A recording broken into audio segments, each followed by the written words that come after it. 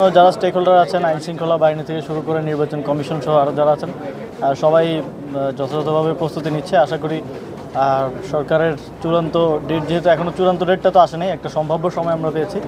চূড়ান্ত ডেট আসলে সেই অনুযায়ী পুরো প্রশাসন প্রস্তুতি নেবে।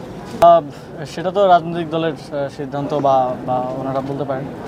তবে সরকারের দিক থেকে সংস্কারের রূপরেখা দেওয়া হয়েছে। আপনারা জানেন যে আমাদের সংস্কার কমিশনগুলো কাজ করছে এবং ঐকমত্য কমিশন মোটামুটি ঐকমত্যে পৌঁছাচ্ছে এবং তার ভিত্তিতে একটা জুলাই চার্টার হবে যে কী সংস্কার হবে, যেগুলো এই সময়ে বাস্তবায়নযোগ্য সেগুলো বাস্তবায়ন হবে। ইতিমধ্যে আমরা কাজ করছি, স্থানীয় সরকার বিভাগকে যেই সংস্কার প্রস্তাবনাগুলো দেওয়া হয়েছে সেগুলো আমরা বাস্তবায়নের কার্যক্রম শুরু করেছি।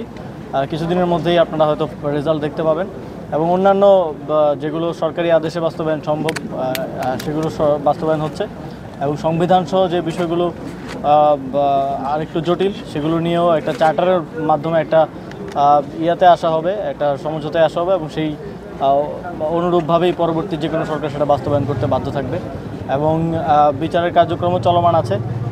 এখন এগুলো হচ্ছে চলমান প্রক্রিয়া।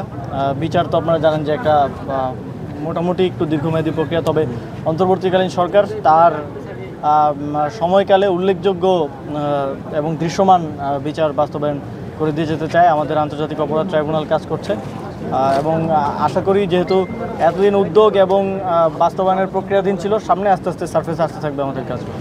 জুলাই ঘোষণাপত্র নিয়ে কাজ চলছে। ইতিমধ্যে আপনারা জানেন যে ইতিপূর্বেই রাজনৈতিক দলগুলো থেকে প্রস্তাবনা নেওয়া হয়েছিল এবং ওনারা ওনাদের বিভিন্ন ওনাদের মতো করে ঘোষণাপত্রের কপি সরকারকে দিয়েছে এবং এখন আবার কার্যক্রম চলমান আছে। সরকারের পক্ষ থেকে চেষ্টা হচ্ছে যে আগামী 5 অগস্ট যদি ঘোষণাপত্রটা দেওয়া যায়, তবে সেক্ষেত্রে অবশ্যই রাজনৈতিক ঐক্যমত্যে আসা প্রয়োজন। আপনারা জানেন যেহেতু সবার ঐক্যমত্যের ভিত্তিতে আমরা একটা ঘোষণাপত্র দিতে চাচ্ছি, তো আশা করি রাজনৈতিক ঐক্যমত্য শেষে 5 অগস্ট জুলাই ঘোষণাপত্র পাঠ করা সম্ভব হবে। এ বিষয়ে কিছু কথা আমার কেন এসেছে এবং আমি আইন মন্ত্রণালয়ের সাথে এ বিষয়ে কথা বলবো যে যদি কোনো নিয়মের ব্যত্যয় করে কিংবা দুর্নীতি করে কাউকে জামিন দেওয়া হয় এবং এই বিষয়গুলোতে আইন মন্ত্রণালয় তাদের নিয়ম অনুযায়ী ব্যবস্থা নেবে। আমাদের বিষয় না, এটা হচ্ছে স্বরাষ্ট্র মন্ত্রণালয়ের বিষয়।